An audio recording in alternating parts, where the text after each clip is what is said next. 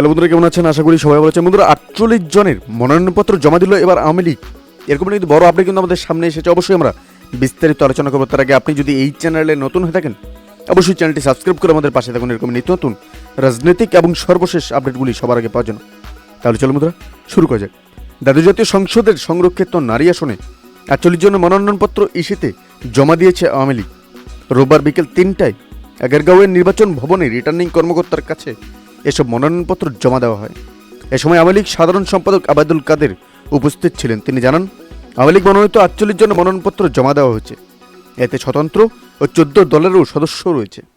এ সময় দ্বাদশ সংসদের হুইপ আবু সাইদ আল মাহমুদ স্বপন, আওয়ামী লীগ দপ্তর সম্পাদক বিপ্লব বড়ুয়া, উপদপ্তর সম্পাদক সায়েম খান সহ প্রতিনিধি দলের সদস্যরা সেখানে উপস্থিত ছিলেন। প্রসঙ্গত 48টি আসনে বিপরীতে আওয়ামী লীগের দলীয় মনোনয়ন ফর্ম সংগ্রহ করেন 1549 জন এবং এরপর প্রধানমন্ত্রী শেখ হাসিনা মনোনয়ন প্রত্যাশীদের গণভবনে ডাকেন সাক্ষাতের জন্য।